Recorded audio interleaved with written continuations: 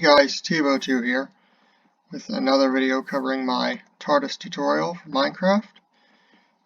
In this episode we are going to cover something that may have presented an issue for a few of you, but definitely did for me, hence why I had to put down these signs, because today we're just going to talk about kind of an efficient way of remembering what button does what, because these signs, they don't look all that pretty, honestly. But yeah, I came in here intending to do something else this video, but I changed my mind when I realized I actually completely forgot what button I was even about to press, or which ones even really did anything at the moment. So today we are going to discuss how to make a toggleable kind of name tag, kind of like the ones on the players on multiplayer, or on our TARDIS, in fact, pop up for each of our controls. And, you know, it might not look too pretty just having loads of names floating around the console, so we can have it be able to be turned on and off, which will be very nice. So what we're going to need is obviously a control that isn't in use yet, preferably something like a lever or even a comparator, which I prefer, which can just be turned on and off at will like this, rather than like a button which would stay on, as you know. So I'm going to probably choose a comparator, particularly this one here, which I don't believe does anything at the moment. And so, yeah, I won't even put a sign for it yet. We'll just say this comparator. So what we need to do is take its coordinates. Easy peasy. And now we just head out to the exterior, and yeah, I forgot about that hole in the roof. That's convenient. Give yourself a good amount of space to place all your command blocks. So the first thing is obviously just checking to see if comparator is even turned on, and you will no doubt have seen that quite a few times by now. So just paste in the coordinates if the block is a comparator, and what we actually call this is actually that the mode is on I think subtract. I think so. Okay, and we just make this always active, and if it finds it, what is it going to do? Well, a lot of things, which is why we need a lot of space. So what we need to do is actually fairly similar to when we first actually summoned in the TARDIS armor stand. We are going to need to go up to one of these controls. I'll use this dematerialization control, for example, and we're going to do summon an armor stand. I'm just going to say like one block below, and it needs to be custom name, visible, one custom name is going to be materialization, and then you just do something along the lines of this, and then this, and then that should be good, yeah. So we're also going to obviously, just like with the TARDIS, make it invisible and invulnerable. And then also we're going to apply another tag, which I don't think we put on the TARDIS, if I am not mistaken, which is no gravity, which just makes it not like obviously be affected by gravity. So they should summon that. Yes, it does. It's a little higher up than I would have liked, honestly. And effectively the goal is we're going to do this with all of these, and then actually make it toggleable on and off with this comparator repeater and some redstone for this, because it's going to be quite a lot of command blocks we're going to need to power with this.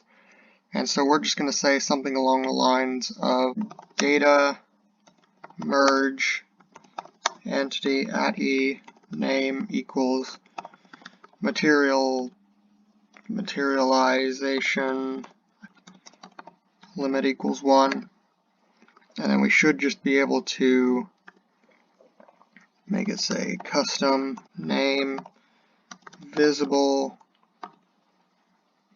colon 1. Okay, so that's what's going to happen when we turn on the comparator, and then when we turn off the comparator, I want it to do the opposite. So what I'm going to do is just do the exact same thing.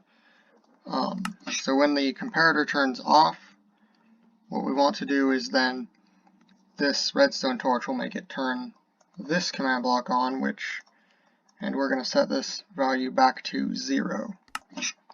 And I'll show you what all that does right now. Okay, so now when we turn off the comparator, the name disappears. So if you don't, need to remember which one's which, and you can just kind of look at the lever and know which one's which, then we're all good. But this is just whenever you, forget what's what, you can do that.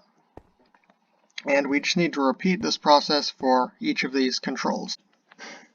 Alright, so I have just finished up doing that exact same process on all the other controls, and we will see how that looks right now.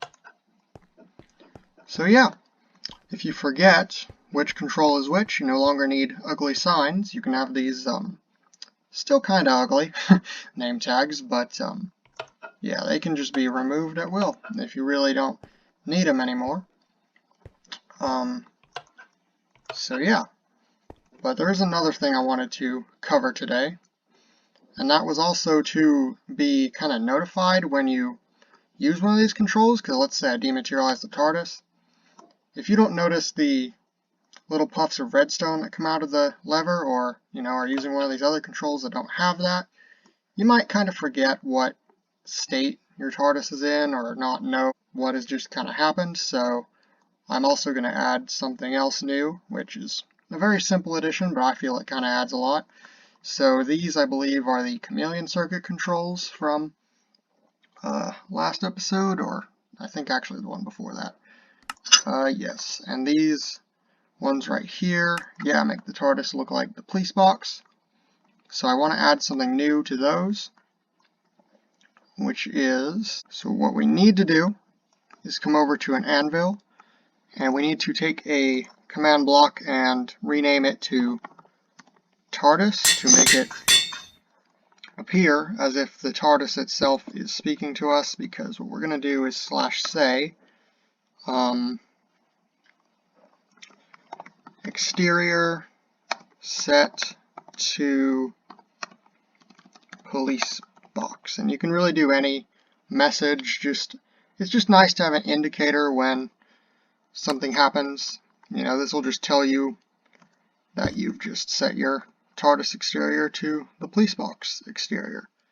And you can do that with all these controls, just kind of telling you what has happened with them.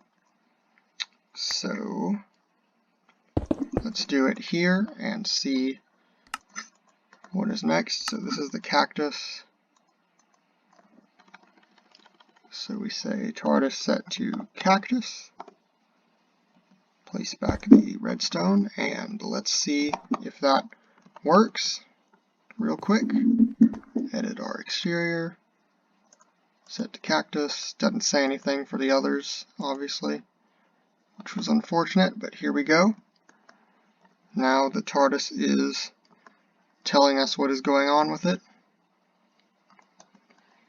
We can do that with every other control. So what we need to do now is just place comparator for our dematerialization controls. They're just a little bit different, I guess. So because they didn't originally have any sort of comparators going into them, we're just going to have to place some ourselves now. So this makes the TARDIS dematerialize. So we'll make it say dematerialized. And then basically the same thing here, except materialized. Alright, over here are our time controls. Time set 0, so we'll just say time set to dawn. Okay, so now when we click one of these buttons, we should get a notification telling us what's happened. TARDIS is dematerialized. And is it? It is. We cannot walk outside. And when we rematerialize, materialized. We can dematerialize, we can go to the river, materialize, it will tell us each of the things that is going on. We can now change the time, and it'll tell us what's happening.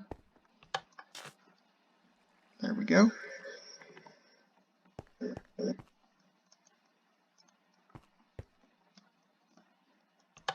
And now finally, for the conclusion of the video, let's head back to the village.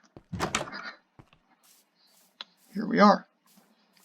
So yeah, today has been my showing of how to create a system of tooltips, I guess you'd call them, for the controls of the TARDIS, to kind of remind you what they are, and also a system of notifications to tell you when the TARDIS took action. So yeah, that is all for this episode of my TARDIS tutorial for Minecraft. There is more coming in the future, so stay tuned for that. Goodbye.